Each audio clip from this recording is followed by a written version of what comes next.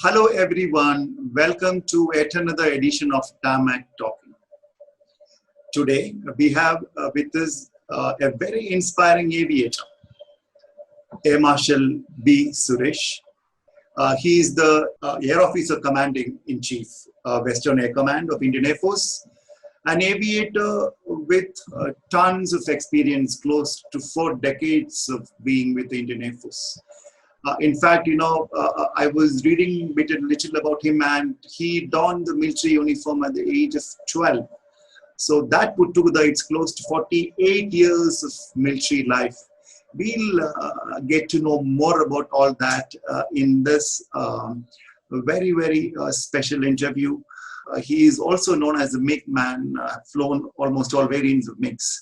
So let's straight away cut across to Delhi. And sir, thank you so much for taking time out and joining for this special edition of Tarmak Talking. Anantha, I must thank you instead. It's always a pleasure talking to you. You're, of course, a journalist of repute, very well known in our community of aviators. And your show, Tarmak Talking, is actually followed by a huge number of aviators, especially in the military fraternity, Air Force fraternity. So thank you, and thank you for having me on the show. It's a great learning, to be with people with so much of experience, diverse experience. So let me just straight away, take you back to your,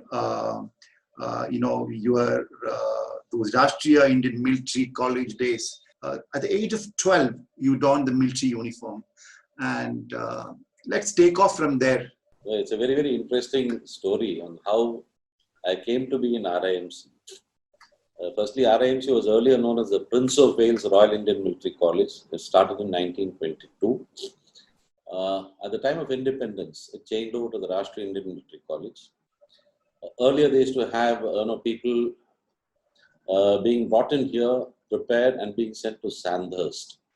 So after this, actually, they started taking cadets from all across India. In fact, in a batch, they have just about 25 people, one per state, so to speak. So it was very, very accidental, my landing up in RIMC. It's not that I was, saw an uniform and I wanted to wear it at a very young age, to be very, very frank. My father said, you're a very, very shy chap. You need to go and at least go and appear for a competitive exam. In fact, I was made to take second language, Malayalam as my second language. You won't believe it. Okay. Because my parents never thought I will leave the shores of Kerala. So, and I was a shy chap to begin with. So he made me appear for the exam, and it so happened that I came into the merit and I was selected for RIMC from Kerala. And in fact, I have a quite higher merit, and I went through everything, the interview, the medicals, everything. In 72, mind you, I didn't know Hindi, not a word of Hindi. Okay. I had not been outside of Kerala. I had not met anybody outside of Kerala.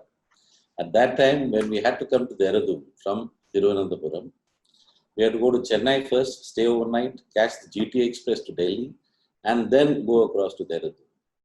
So it was a very, very interesting experience, landing up without knowing Hindi, then landing up in the midst of people from all across India. Okay. So it was a fantastic experience, and I donned the uniform. It was, of course, there was a little bit of apprehension to start. There's no doubts about that. So it was a fantastic experience, and I stayed there for 4.5 years. Even when I was left, my father came to leave me at Dehradun. When he was going back, he asked me, son, are you sure you want to be here or you want to come back with me? Okay. So I told him, Dad, I want to be here and I'll go through, don't worry. So that is how I went through 4.5 years of RIMC, 5 years nearly of RIMC. It was a fantastic experience. I owe a lot to that school. That school actually made me from a boy into a man, fairly independent at us. Sticking to your early part of your life, so you were sure that you wanted to get into Air Force. You wanted to become an aviator. I'll tell you, I'll be very frank with you. I am not going to give you some stories from here and there. I told you my entry into RMC was a little accidental. So having reached there, I looked around. Actually, you keep observing. And as a young cadet, you get impressions matter. So during our old boys meet, every year we had it on 13th of March for about 2-3 days. As a young cadet, I used to keep observing. We used to have people from, RMC has illustrious alumni. They produce so many army chiefs, air force chiefs, so many generals, so many medal winners. So I used to keep observing the old boys, and how they're going about things. And somehow or the other, I was really impressed by the Air Force officers that I saw who came for this old boys meet. Normally, people will tell you that, as a young boy, when I saw an aircraft fly and I wanted to become an aviator. Okay. But frankly, my entry was totally accidental, but I really, really thank God for having sent me there and for having joined Air Force.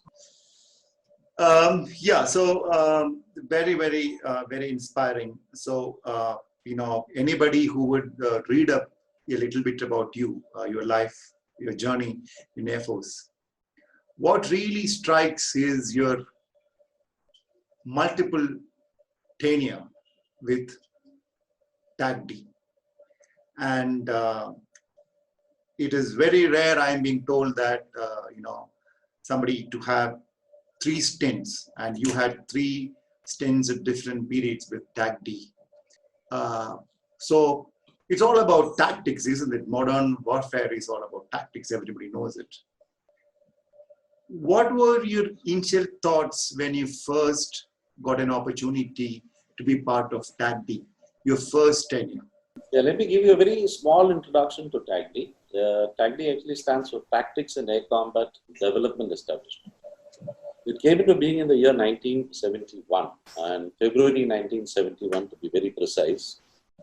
And during the 1971, December 71 operations against Pakistan, these people, it was a bunch, the core bunch, the initial bunch of people were excellent professionals. They were put together to actually generate tactics against our premier adversaries. Okay.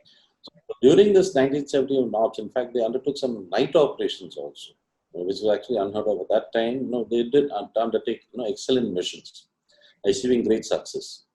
So that is the birth of TAGDE. Okay. So when I got a chance, actually I went and did the course in 1989 as a flight lieutenant. The first course that I did actually was the first time we had also the fighter combat leader, the fighter strike leader, and we started with something called the master fighter controllers course. There are the people who see the radars and then control the interceptors, etc. So it was a combined course, and God willing, I stood first in merit and I got the Sword of Honor on the course. And thereafter, very quickly, I was called back on the faculty or the staff of TAGDE. Okay. 1991 to 1994. Okay, so 1991 to 1994 was your first tenure. First tenure, and that is the time we also did, the first time we did the fighter strike leader course on the MiG-23 BN. Okay. We also introduced the MiG-27 into TAGDE. Okay. We developed a fair amount of tactics as far as that is concerned. That period is concerned. Then the second time that I came back, it was after I did my staff college, etc. I was selected to actually bring in something called the air combat maneuvering instrumentation. Okay. So normally the dictum of TAGDE is you brief well, very extensive. For each mission, the briefing is very, very extensive. Okay. You execute the mission well. Okay. And it's also extremely important to come back and debrief each mission. So initially the debriefs used to actually take about 2 hours, 3 hours, because we used to go into each and every granular detail of the sortie. The combat is, let's say 4 aircraft fighting against 2, 4 plus 3 fighting against maybe 4. So, and all this. Now, how did the debriefs take place? That's very interesting. So, we used to come back after each mission We used to have these black charts. We had the chalks, and we used to draw the maneuvering of each person. Okay. And slice it, piece by piece, and debrief each aspect. Okay. That is, it used to take a fair amount of time, and a lot of analysis went into the debrief. Okay. So that the next time you go up, you're much, much better off. Okay. So in '96, we went and got this air combat maneuvering instrumentation. These are actually data link pods. Okay. The pods which you carry on the aircraft. We imported it from Israel. I had gone to Israel for training, me and another pilot and 2 engineers. So how did this help TAGDE? When you fit this and fly, you can see everything on the screen. In a base debrief station, you can see it on the screen what is happening. It is also recorded on the aircraft. Okay. And then when you come back and play it back, okay, debrief is much, much simpler. All right. So that was the second stint, where I brought in the ACMI, and then of course I was part of the faculty again till about 1998, 96 to 98. After that, I actually was sent to command 2 squadron, that is the MiG-27s. And then again, after that, I went to something called the DASI inspection team, and then I came back to TAGDE to command as a group captain. By the time, TAGDE had shifted from Jamnagar to Gwalior. That was the third step. And this was a longer tenure. You're almost there for... Yeah, all 3 put together is close to about 8 years I've been in TAGDE. All right, okay. And it's, I'm being told it's very rare that somebody gets, 3 tenures with TAGDE. Is it so? A single tenure or 2 tenures, it is very rarely that you come back for a 3rd tenure, and that to get to be selected to command TAGDE. Of course, it's a privilege, and I'm very proud of it. Can you please share some insights into the kind of international exercises, because you were in the forefront while being in TAGDE with friendly nations, international exercises, what kind of lessons learned there, including the much talked about COPE India. Yeah, in fact, you asked a very, very vital question. Let me give you a small introduction there. Indian Air Force, most people think, actually Indian Air Force, because we had a lot of Russian aircraft, we were trained by the Russian Air Force, or earlier the USSR Air Force. It was not so. Like I told you, TAGDE came into being in 1971. And even before that, people used to go abroad and do courses, like the Qualified Weapon Instructors course, etc. But when they came back, we had our own, actually, community of experts, tacticians, so to speak. And willy-nilly, we developed tactics on our own. But what happened was, till the early 60s, we used to actually have exercises with foreign nations, friendly foreign countries. That's what you say, FFCs. Okay. Then there was a hiatus for almost 40 years. The next exercise actually we had with a foreign nation or a foreign friendly foreign air force was with France in the year 2003. So you can imagine when 40 years you don't have any exercise, because the first time you have it, there's a fair amount of apprehension on the part of the people. Okay. You look at it more as an exercise in bridge building, rather than actually tactics. So the exercise went off well, but the outcome of the exercise was not really favorable for the Indian Air Force, if you look at it purely on the terms of tactics and the outcomes of tactics. So thereafter, actually, and in fact, we did not take part in that exercise, TAGDE. Thereafter, it was decided at the air headquarters level that Commandant TAGDE will be the exercise director for all the exercises with the foreign air forces. All right. Next exercise that came about was COPE India 2004 with the United States Air Force. Normally when you go in for an exercise with a foreign nation, you really don't look at it as who won and who lost per se. But certainly you tend to learn from each other. It's an exchange of best practices, so to speak. All right. That's what we do. But willy-nilly, some kind of a comparison does take place.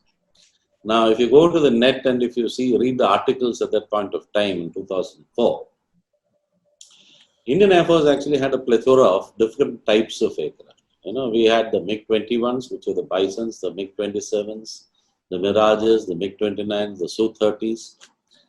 They came in with actually F-15s. Okay. All the way from Alaska. And the apprehension was, firstly, we had not done too well as far as the early exercise was concerned. There was a gap of nearly 40 years, when we exercised with anybody abroad. We had developed tactics on our own. We were not too sure, whether it will work. So just before the exercise itself, there's a time we actually conducted the BVR, Beyond Visual Range Missiles Tactics, trials. If I tell you the evolution of missiles, close combat missiles, it is known as earlier, used to fire from a tail quarter. Okay. Then came missiles which you could fire from all aspects. From that, it doesn't matter, head on you could fire, side, but these are all within visual range, from when you could see another aircraft. Then came actually the beyond visual range missiles. And the first such missile was on the Mirages, that was the Supermatra 530D. Okay. That was the first beyond visual range missile. And then, of course, we had the R-27s on the Su-30s, etc. So these BVR trials had to be done first. So we did the trials, we formulated the tactics for BVR, and then actually we went in for Cope India. So there was a lot of hard work that went in. A lot of midnight oil was burned before we actually went in for the exercise. Okay. And not many people know about it because it's not being talked about so much here. It was talked about quite a bit in USA after that. Because the kind of performance Indian Air Force did and really surprised the US Air Force. Absolutely, hit the nail head on, bang on. So what happened was when they came in, probably they thought that, again, like I told you earlier, that we follow Russian tactics, etc. They didn't know that we developed tactics of our own, and we had a place called TAGDE. So when the exercise went through, we didn't just keep flying against each other all the time. We flew with each other also. But they were really amazed at the kind of performance that all our aircrew and the ground crew, etc. put up.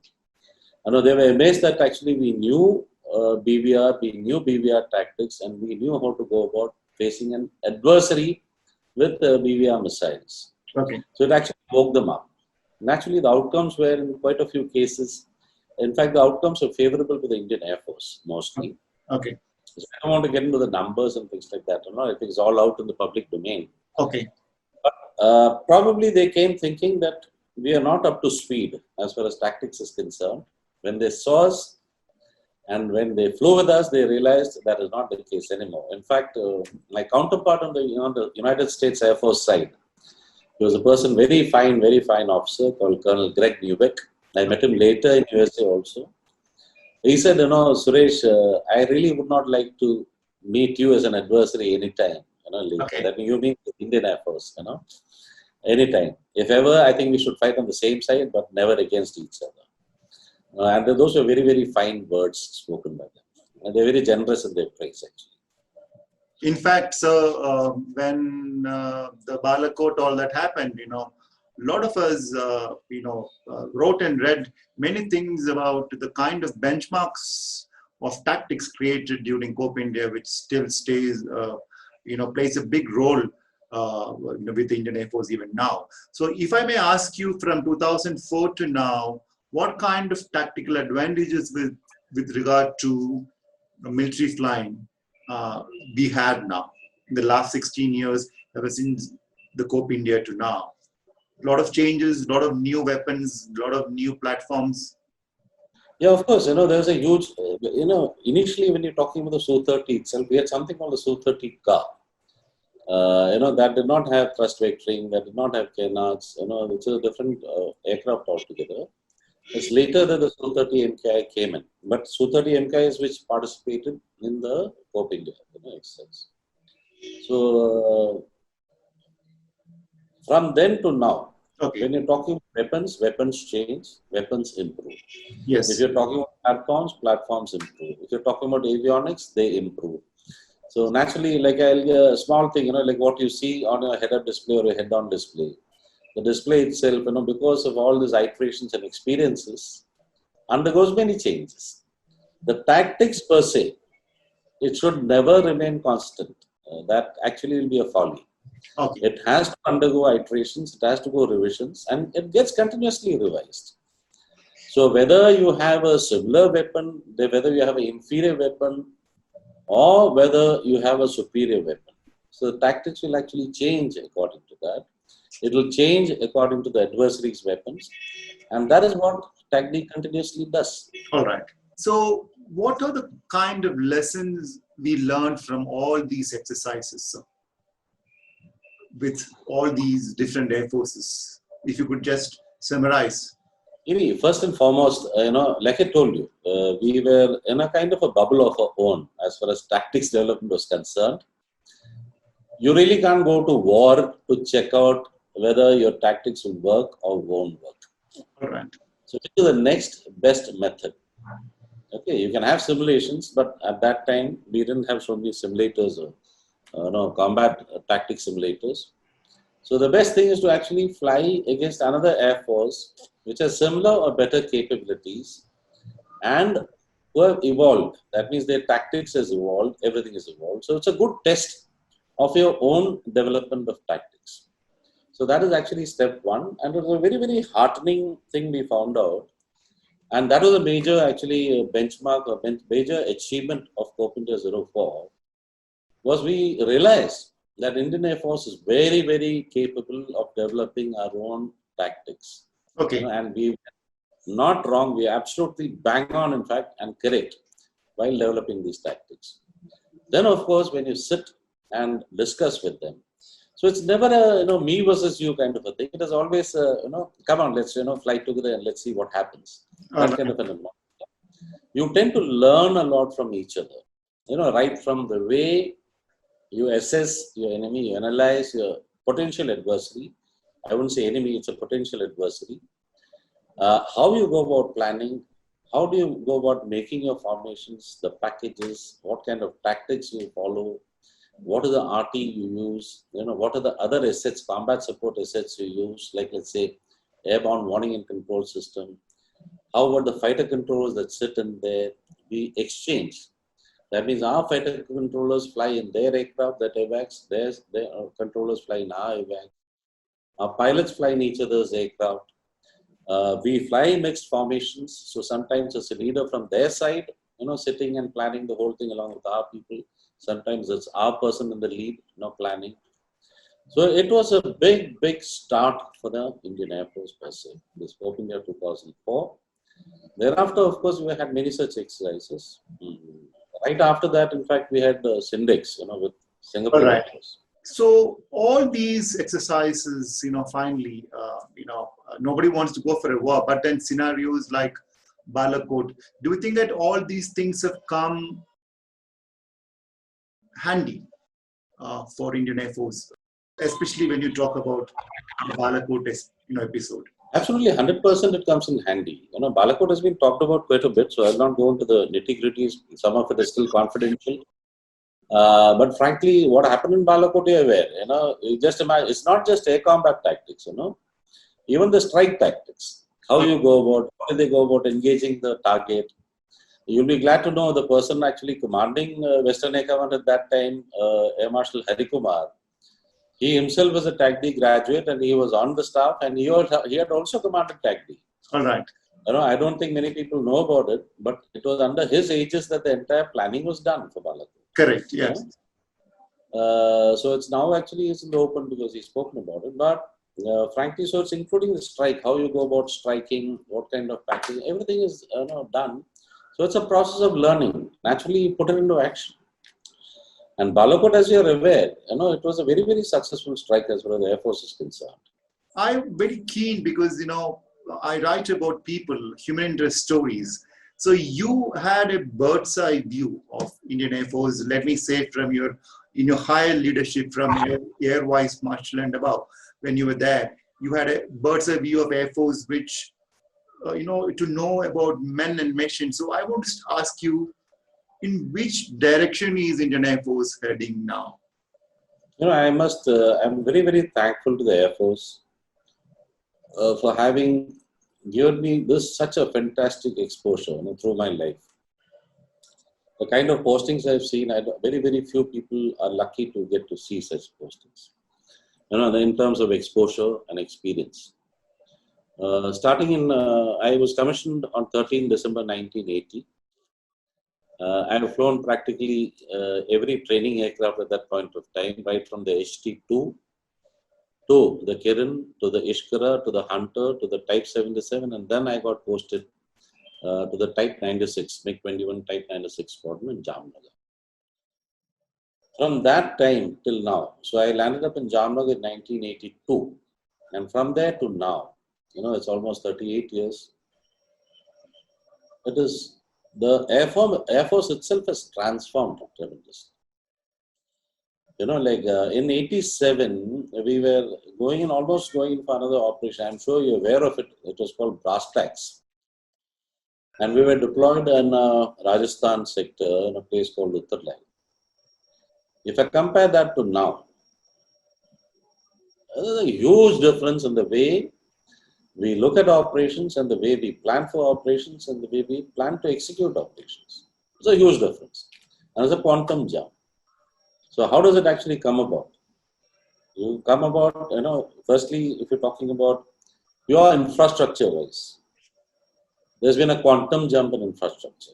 All right. We do ORP is one of the operational readiness platform where 2 aircraft are kept armed to take on any intruder. We actually used to do it from a normal mother case. Russian engines used to come in huge cases. We used to actually sit in that and do it. But today, the infrastructure is fantastic. There's been a huge change in platforms. In the late 80s, the Mirages came in, then the MiG-29s came in, then the Su-30s came in, and the 1996, 97. These were upgraded. The MKIs came in the 2000s, 2002, 2003 time frame. So, and thereafter, it's been a continuous process of evolution. In terms of, then networking is a major thing which you've got. I don't know how many people know about this in our nation.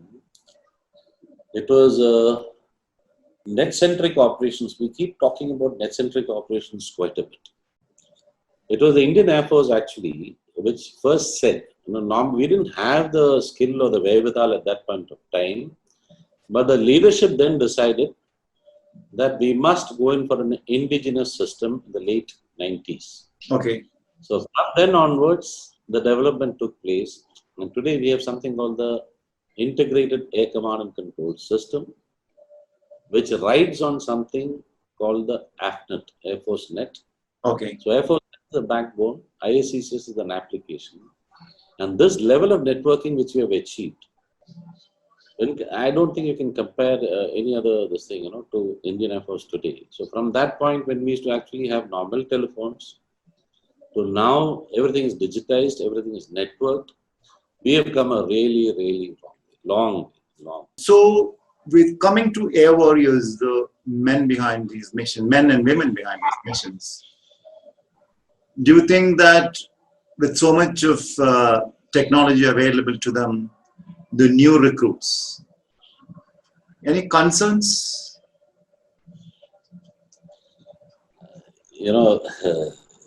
Actually, I think the people coming in now are smarter than what we were. All right. But Air Force is a technology-intensive service. There is no doubts about that. If you look at aviation per se, you look at land warfare, you look at naval warfare, and you see the evolution.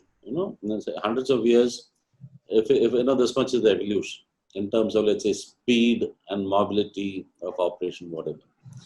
But if you look at aviation came in 1903. The Wright brothers first flew in 1903. We have just completed 100 years and 100 odd years.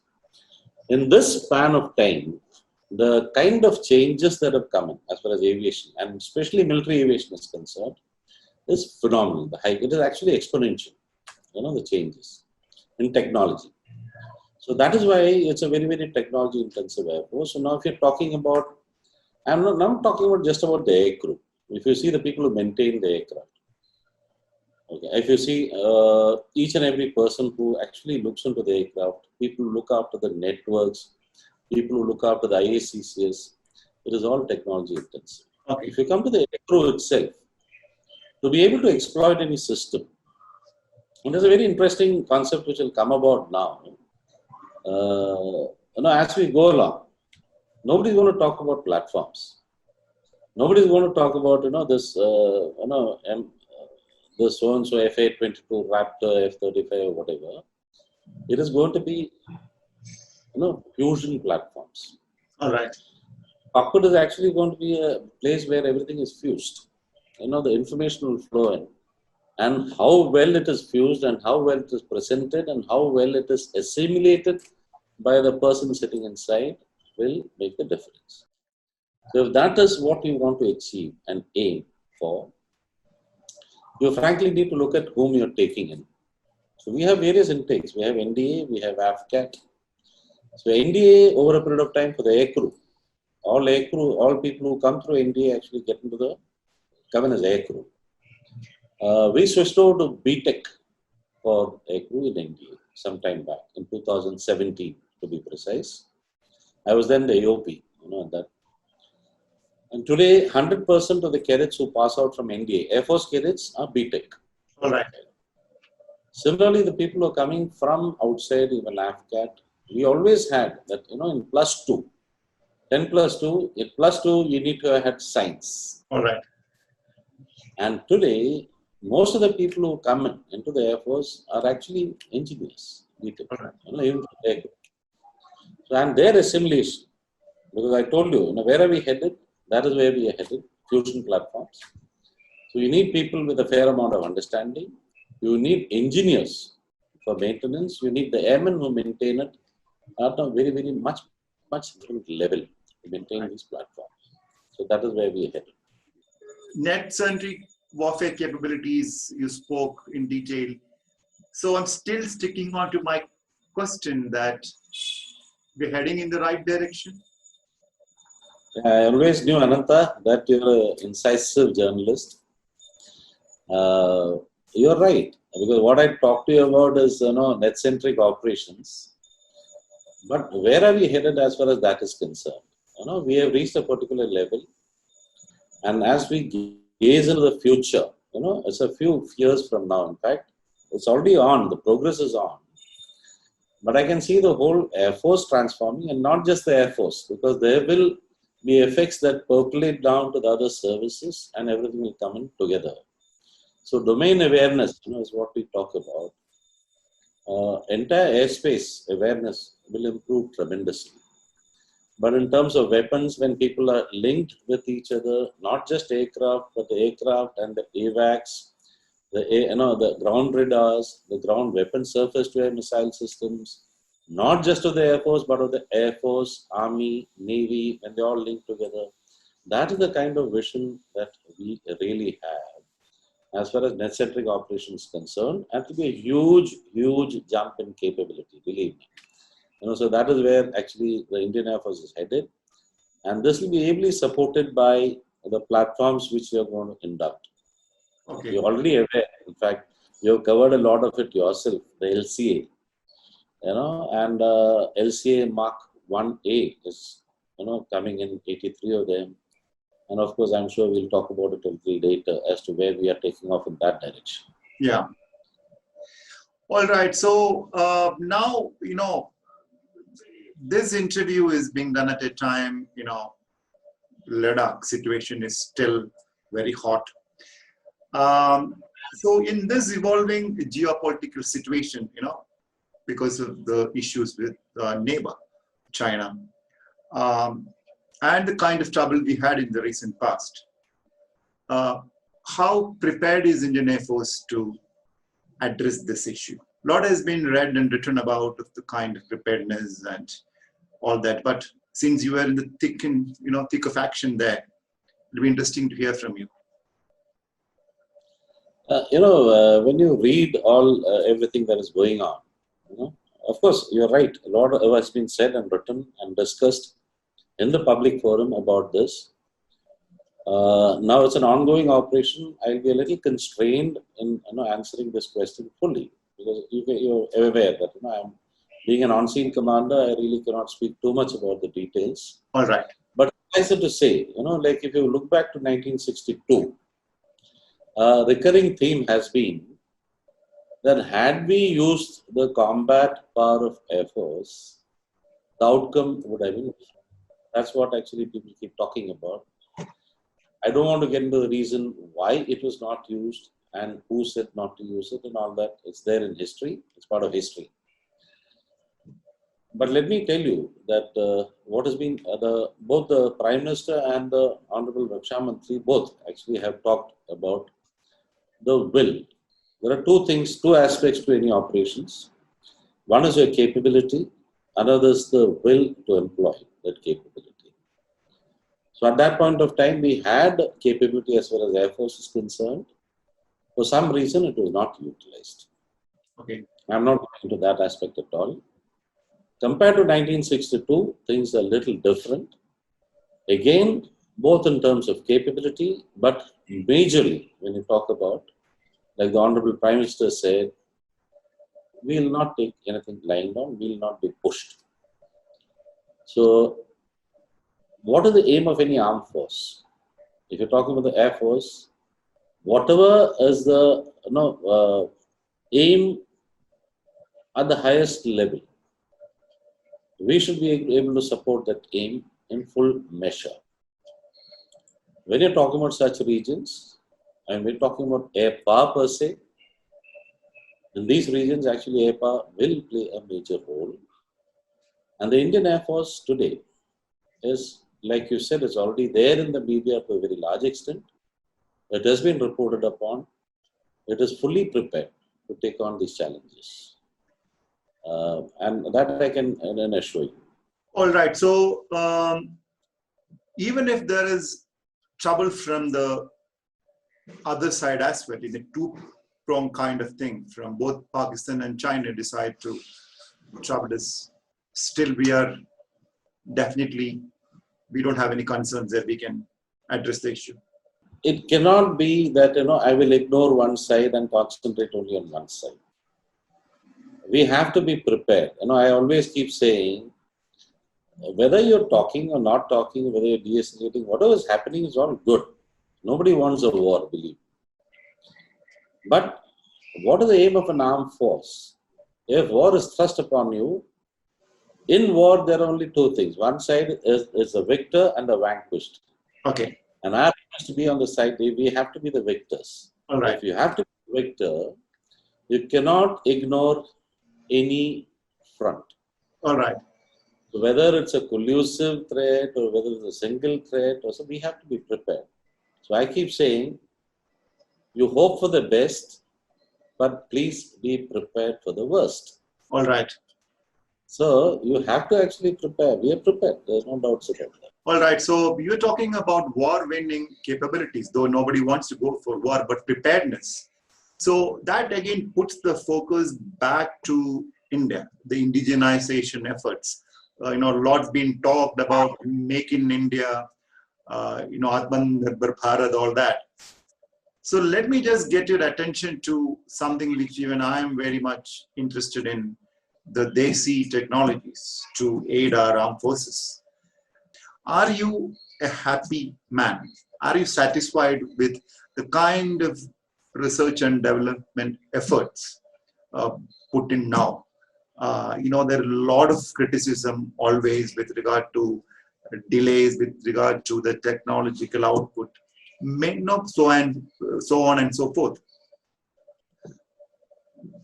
What are the issues?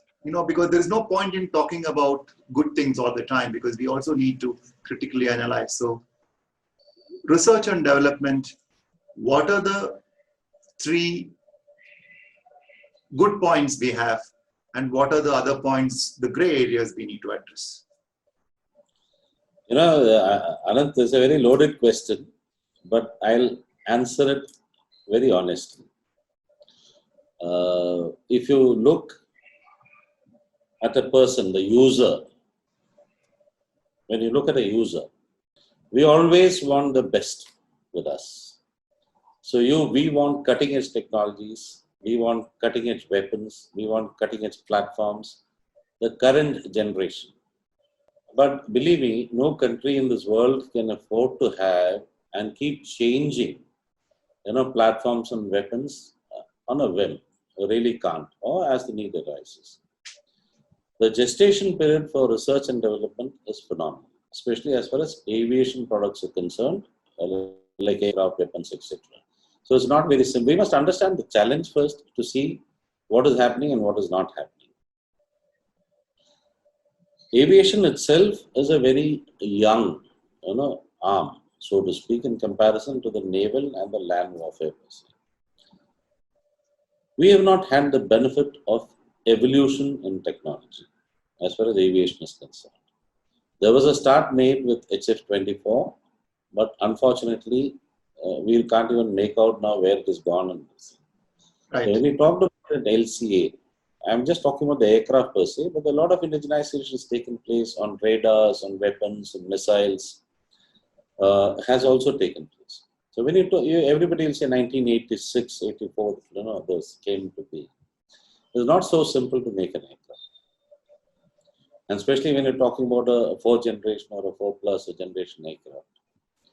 Naturally, it is a process of discovery, not just research and development, it's also a process of discovery during this period of time. But we need to also take our hats off to the people who have done it. At the end of the day, because I was Southern Air Command AOC in C, the LC was first inducted into Sulur, which comes under Southern Air Command.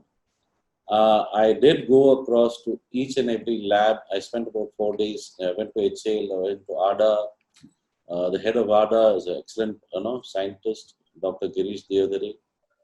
So I have seen it from up close. The ADE I've seen, I've been to LRD. In fact, it's been my passion all my life, including from TAGDE. I used to keep going to all these labs of DRDO. So it's very simple to criticize. There are no doubts about that.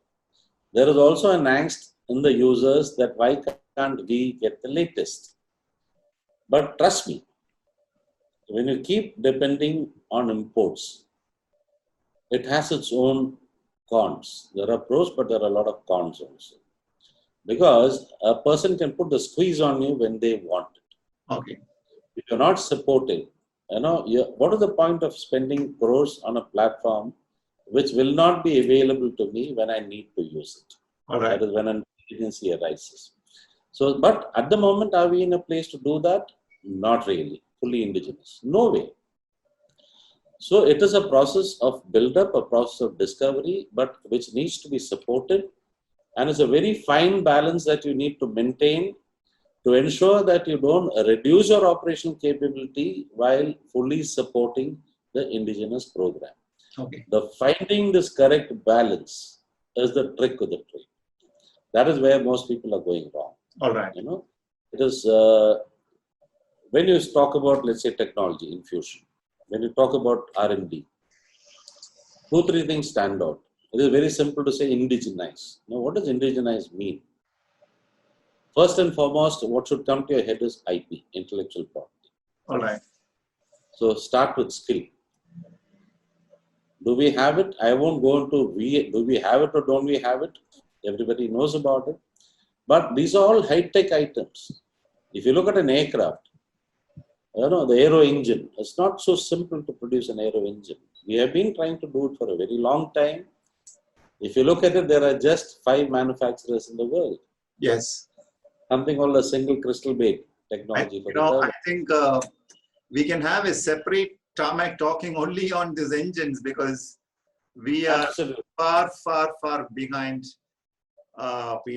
It's quite sad because by this time, we should have made some headway. But yes, so sorry, sir, sorry to interrupt. So there are 3 things that come in. When we talk about indigenization, first and foremost is IP or the skill. We need to have intellectual property. Second thing which people are not really going into is When I say what is the scope of indigenization, taken for example the fighter aircraft, right from the tip of the aircraft to the exhaust to every nut, screw, bolt, engine, this thing, am I going to make it myself? Or is there what is the scope? Do I have to make everything? Or do I get make the radar, I make the engine, some of it I import, some of it I put together? What is the scope? And then for any manufacturer, for anything to be worthwhile, when you see the R&D cost and when you see the manufacturing cost, you need to actually amortize it over a numbers sold. So the numbers which are manufactured. Otherwise, the cost will be exorbitant. So do we have the scale? All right. So, one is skill, second is scope, and third is scale. How many? Are you going to actually feed only the Indian Air Force, Indian Army, Navy? Are you going to export it? Can you export all the new technologies that you have?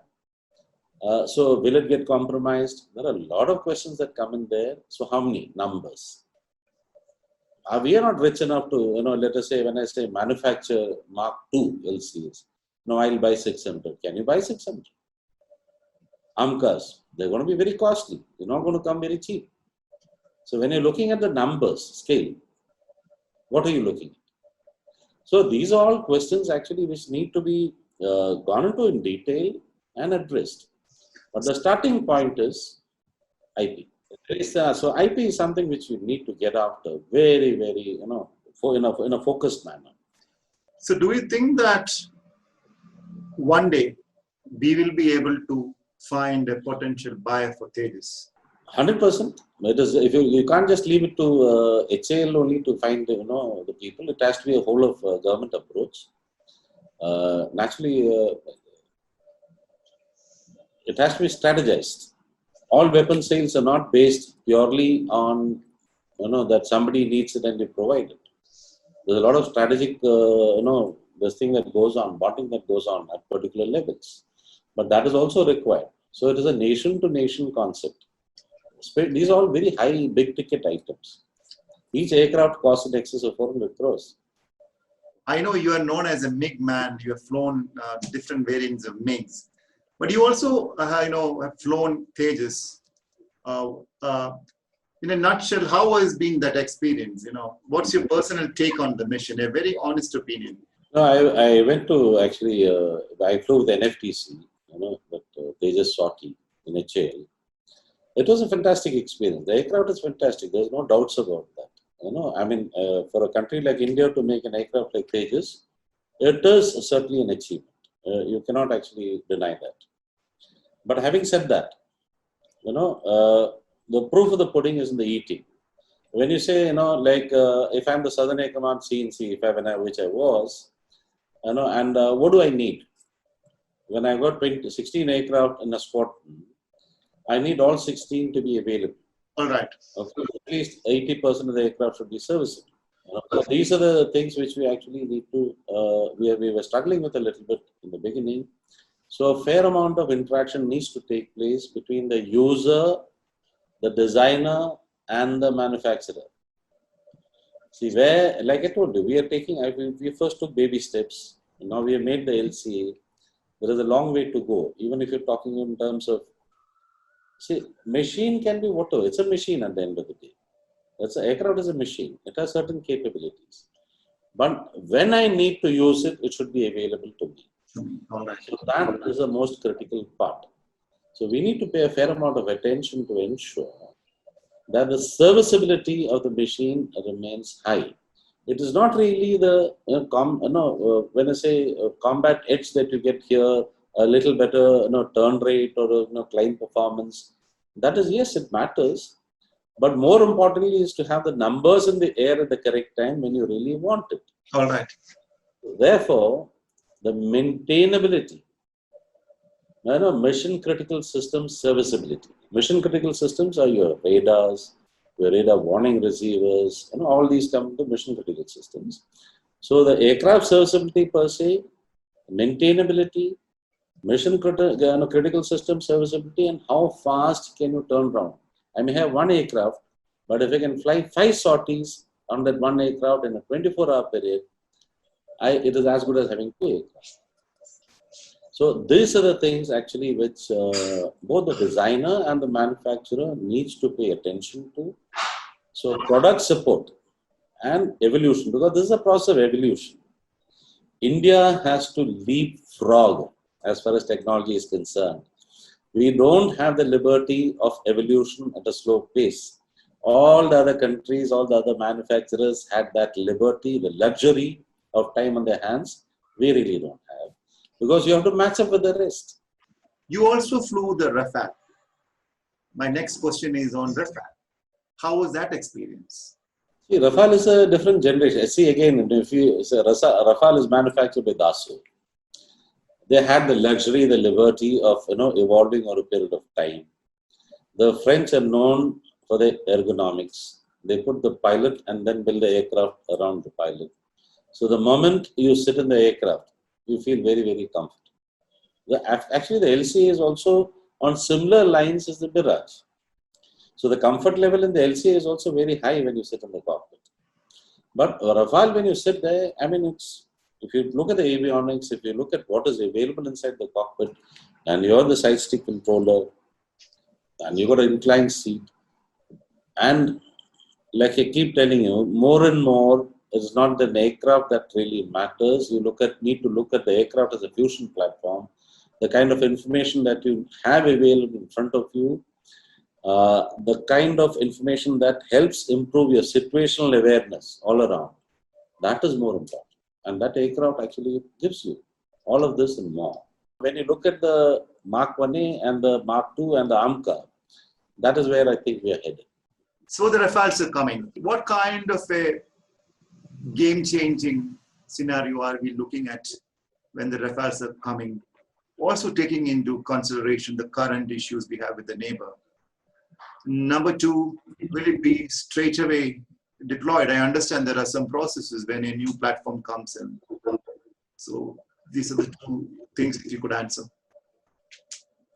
No, you see, if you look at the Rafale, the aircraft per se is a current generation aircraft, four and a half generation, whatever you want to call it. So the capabilities that it comes with are phenomenal. When it comes with those capabilities, naturally you need to assess and you will deploy it. And like I said earlier, it will be a game changer on many counts. But the numbers will slowly build up to 36. It will take a little bit of time, but it certainly is going to tilt the balance, for some time at least in our favor. But I'm not going to stop at saying, that the numbers we need to build up as far as the Indian Air Force is concerned. I'm not talking about Rafale only. But you're aware, the spawn strength has gone down quite a bit. Technology can counter the numbers only up to a certain extent. But you asked me about this two-front. When you're looking at all this, you need the numbers also. Yes, air power is flexible. We can take, like we did in Gagan Shakti, from the west to the east in no time. But at the end of the day, when you're looking at all these, the problems that, there's no country like India which has got 2 active borders. 2 potential adversaries, who are always up to tricks. So if that be the case, then you also need the numbers. So one is the quality which Rafale will bring in, which you rightly said. It's a game changer, but we'll also need to look at certain amount of numbers. And that is where the Air Force actually, if you see the LTIPP, that is where it is headed. Is it going to be straight away the plug and play or go through the process of weapons coming? You spend a lot of time. Let me tell you again, I told you about maintainability. Okay, Rafale is an aircraft, if you really look at it. It doesn't require a 4th line. 4th line means, first line, let me just explain. First line is when you do your normal day-to-day servicing and you fly the aircraft. Okay, minor snags are rectified and then you fly it again. Then you have something called a second line where you actually take it into the hangar, then you do a little bigger maintenance jobs, periodic servicing, etc. done there. For major things, you take it to the depot. It's one of the depot level maintenance or 4th line servicing. In this particular aircraft, the design concept is such that there is no depot level. Everything that you need to do can be done at the field level. All right. So this is one major change. When you look at the aircraft, I told you the design is in such a fashion that, frankly speaking, it won't really take much of time. Now, people are already trained there, both the pilots as well as the technicians.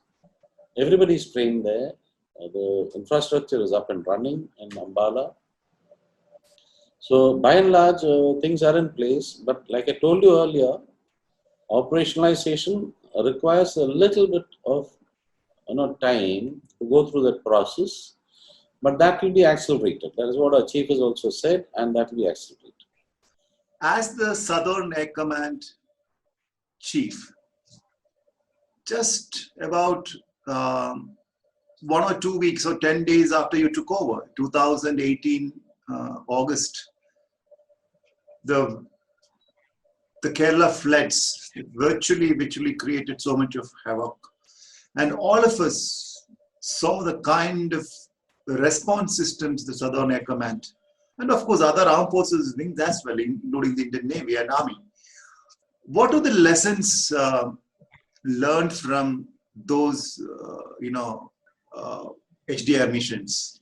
It was actually providence. I left in 1972. I left Kerala. I came back in 2018, exactly 46 years later. Otherwise, I was in service throughout and going all over the country. It was almost providence. It was almost like Lord Padmanabha saying, "Come back, it's time." It was a huge calamity. I had a certain amount of advantage in the sense that being in the Air Force, most of us take part in HADR operations. From the time I joined Air Force, in 1983, I was there during the Porbandar floods. In 1997, when the cyclone hit Jamnagar, I was in Jamnagar. When I was commanding 2 Squadron Kalaikunda is when the super cyclone hit Bhubaneswar. I was sent to Bhubaneswar on the second day after the cyclone hit. So I had a wealth of experience with me as far as HADR is concerned. HADR takes place in 3 different ways. First and foremost, actually, you need to induct. You need to induct equipment. You need to induct the NDRF teams. You need to induct Army teams. You need to induct naval boats. A lot of things to take place. We flew in using fixed-wing aircraft like the C-17, the IL-76, the AN-32s, the C-130s, you name it. We used everything to bring in all kind of equipment, people, etc. But the administration caught on very fast. Within about 48 hours, they are actually up to speed. But our expertise in HADR really helped in the beginning. So I only put teams. I said how it will work is when in each district headquarters, I have a person alongside the collector and the SP. I also had 2 task force commanders, one in Thiruvananthapuram, another chap at Kochi. Luckily, the state administration ensured that I attended the meetings in the morning and evening. And there was a meeting, morning and evening every day to take stock of the situation and plan for the next steps. The Army, Navy, Coast Guard, all of us were in it together. So I was kind of heading that part over there in Thiruvananthapuram. So I had a full awareness of what was happening in the situation. I used to sit through the whole briefing. We planned the rescue in an absolutely warlike fashion.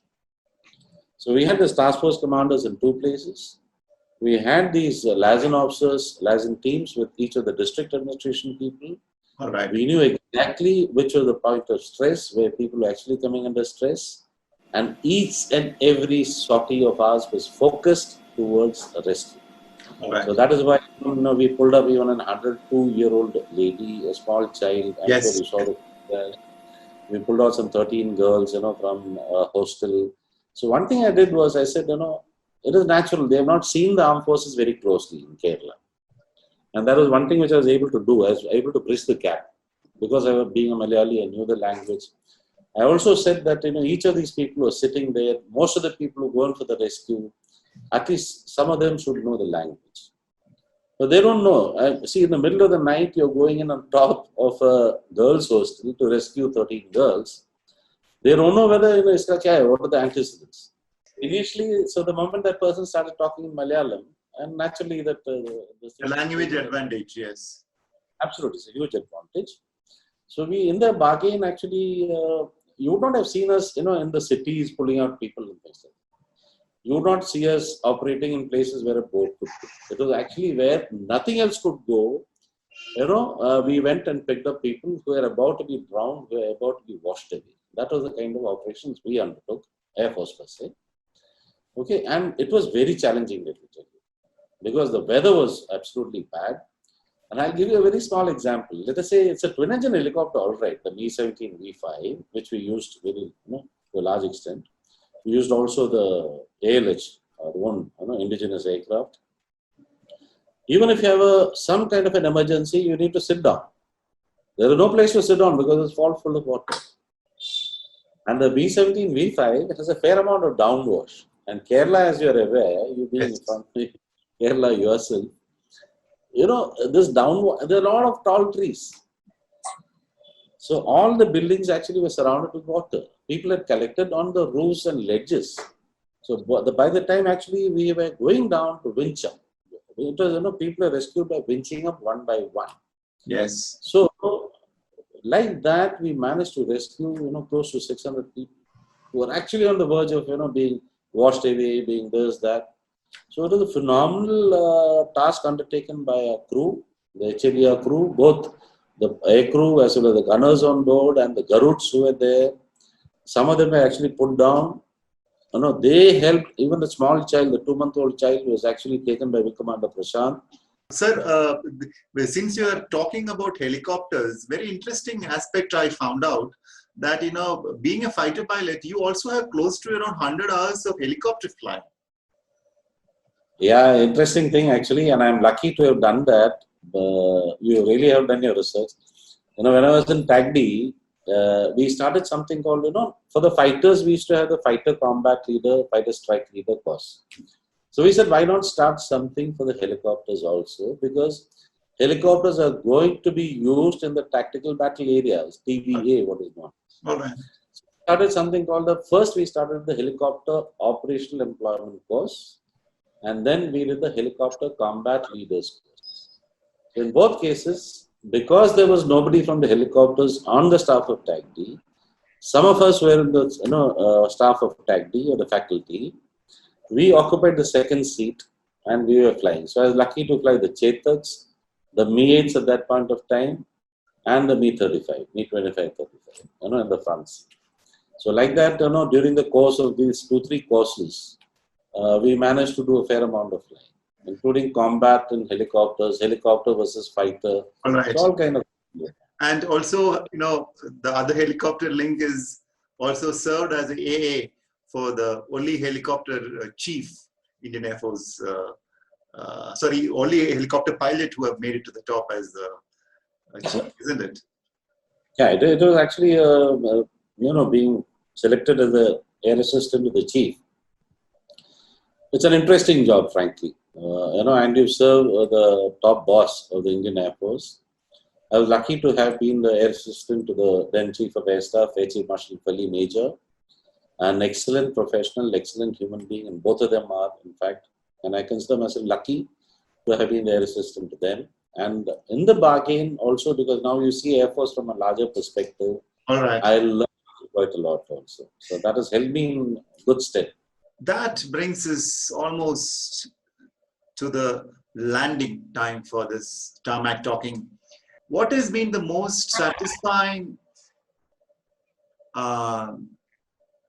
moment or action for you in having served for 4 decades? I know even your AVSM, right, as a group captain, right, AVSM, I'm being told that it's a very rare thing to get AVSM as a group captain. You received it from none other than Guru Kalam. So many interesting moments in your life. What has been the most significant moment as an aviator? If you talk to a fighter pilot, there are very, very interesting stories they can narrate. And all of them have been through critical instances, life and death moments. But that is part of the thing. But we keep saying, the most important positions that you hold are the positions of command. I commanded 2 squadrons. 2 squadrons had night strike, and it was very unique. It also had maritime strike. Being a single engine, that was actually a really challenging task. All right. We deployed in Nalia during Kargil. Nalia is in the western side in Gujarat. So one night we got an order to say, okay, load up and please go and destroy these tanks which are surrounded our post. So we actually loaded up. I told my people, I said, the first mission will always be led by the commanding officer, operation. So if war has to start, I will lead. You have to lead from the front. That is the norm. That is the ethos of the armed forces. So we almost started up. And we started up, in fact, and when I asked for taxi for us, we were told, no, hold on, and we came back.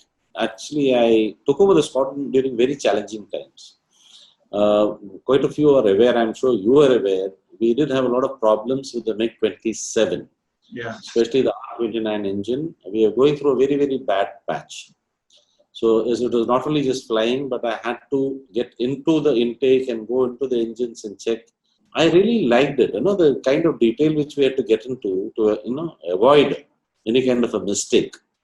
And the other part was, of course, what you just said. When I was commanding TAGDE, this entire exercise, Scope India 04, the exercise with the Singapore Air Force, the Republic of Singapore Air Force, RSAF, they brought in the F-16s. So I had the chance to fly again the F-15s of the Americans, the F-16s of the Singapore Air Force. So, and naturally, it was actually because of this performance, it was recognized, and I take my hats off to my superiors. It can never be a one-man show in all this. It is always a team show. So whether you're a commanding officer or you're a commandant TAGDE, by yourself you can do nothing. So, but I had a fantastic set of professionals in both places. And that is what actually led also our performance in Corp India and many other aspects, including what we developed as tactics in TAGDE. So they felt it apt to recognize me with the AVSM at a very young age. And I was extremely, I consider myself pretty blessed to have received this AVSM from none other than President Kalam. So that was a high point of my life, frankly. You were there very much. I don't want to use the term race. It is not race. But as a potential candidate to become the next Chief of Air Staff, a very strong contender. And of course, when the final name was announced, it was not you. That was a government decision. So I'm not getting into the whys and all that. But is it that something which you felt so close and it wasn't there? What were your thoughts, and what are your thoughts now? Anantha, I'll tell you one thing. My father always used to tell me, and there was a saying which quite a few know only the first portion of, not the second portion. So he used to tell me, in fact, we used to keep having these dialogues and keep writing letters, even through my young days.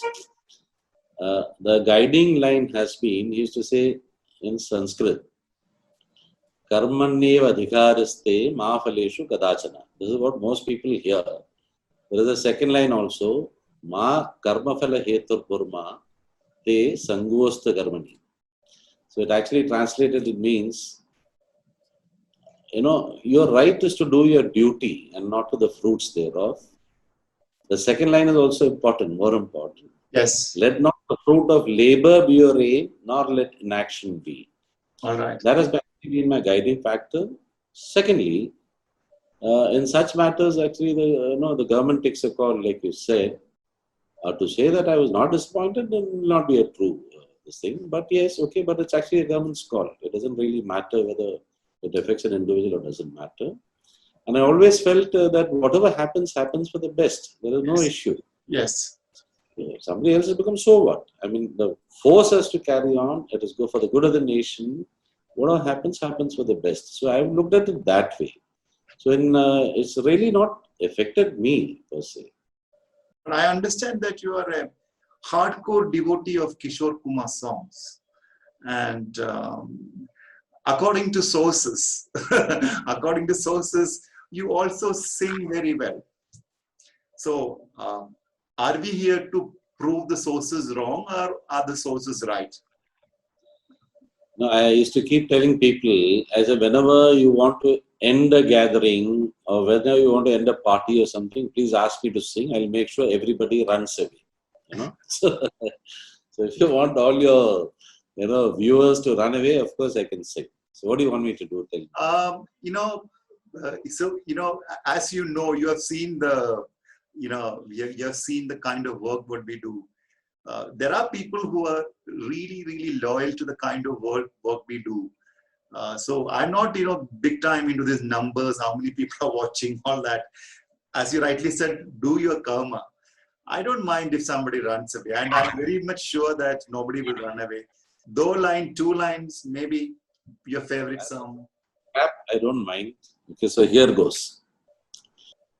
चलते चलते मेरे गीत याद रखना कभी अलविदा ना कहना कभी अलविदा ना कहना चलते चलते मेरे गीत याद रखना कभी अलविदा ना कहना कभी अलविदा ना कहना. I think it's, when I go off, chalte chalte, I said, kabhi alvida na khena, so I don't want to say alvida. All right. And that is what I want to tell you. Very, very inspiring, sir. I'm sure nobody is going to run away. In fact, more people are going to come to watching Tarmak Talking. More people will know about Air Marshal Suresh, because you always prefer to, you always stayed behind.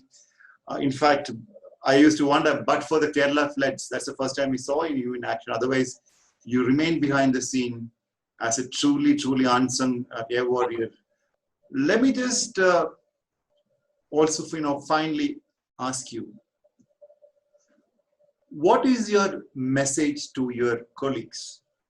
You see, India is a very young country when you look at it, in terms of after independence, how many years have we had? So 73 years. We have had a checkered history as far as civil military relations are concerned, and whatever the development and evolution is taking place. There will be a lot of transformation that takes place, which is needed. There are no doubts about that. My only request, and I have actually requested all my colleagues and seniors also, is we need to navigate through these waters very carefully. Because over a period of time, we have built up a certain amount of capability, and any transformation should lead to an increase in this operational capability and should not be done in a hurry and should lead to any kind of erosion of capability. So that is one thing certainly which I will look forward to. They are bright people. They are people who with vision, but along with vision and brightness, what is required is also wisdom. All right. So I hope and pray that they will navigate and take the armed forces in the right direction. And of course, we are there to support it in any manner possible, any manner possible. And so, sorry. Yeah, no, please go ahead. Yeah. To the young crowd, I know you're very, very fond of sending a message to the young crowd. Yeah, that is my next question, sir. Yeah.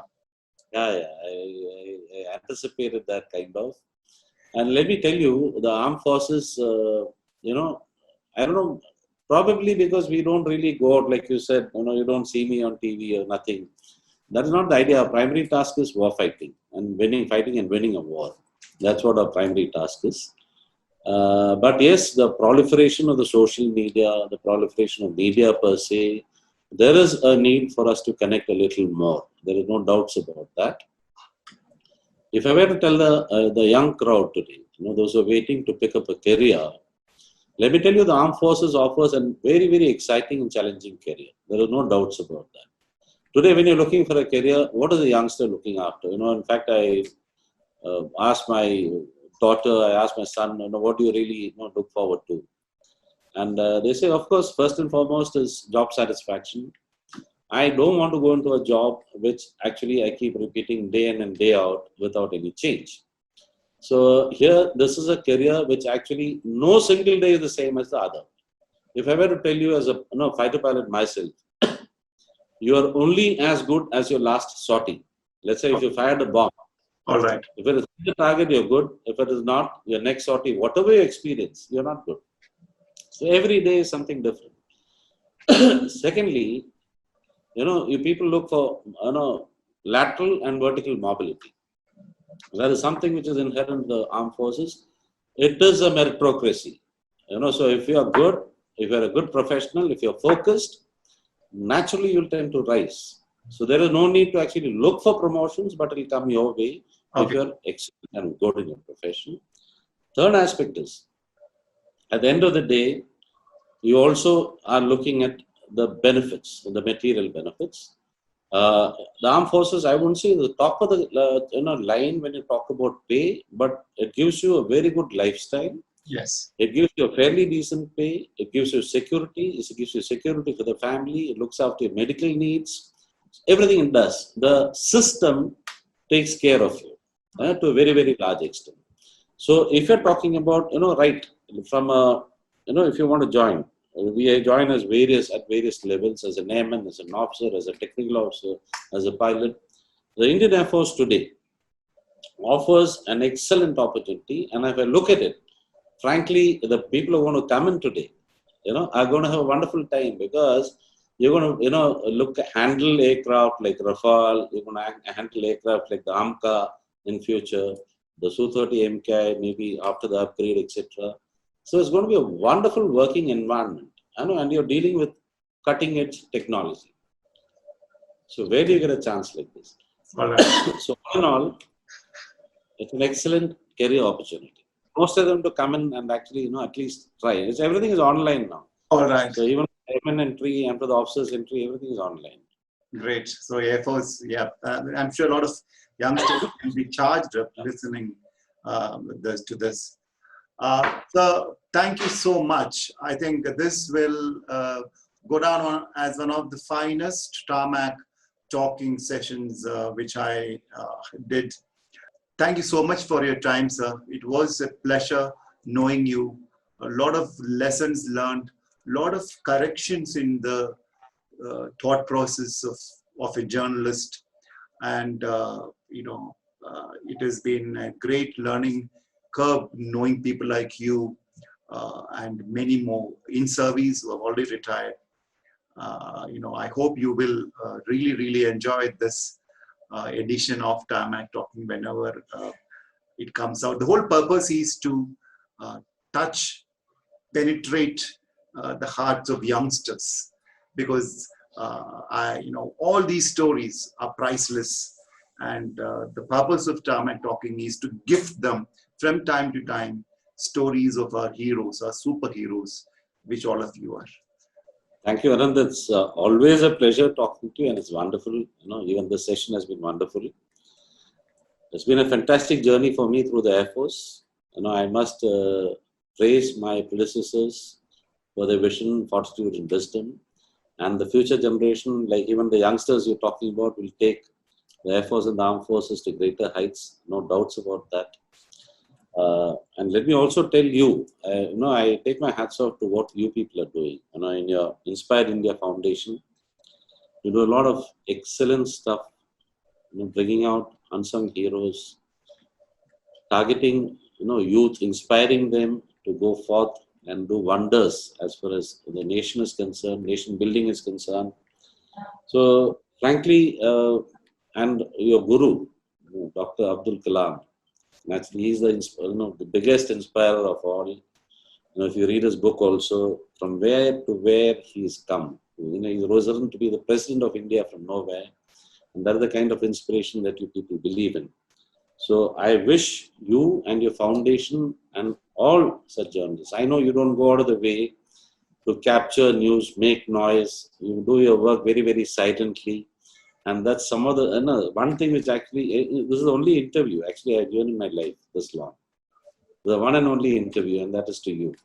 And that's for a particular reason. It's an extensive interview, and I've never spoken on camera earlier. Let me tell you that. Oh, it's okay. But I was inspired, by what you do. Okay.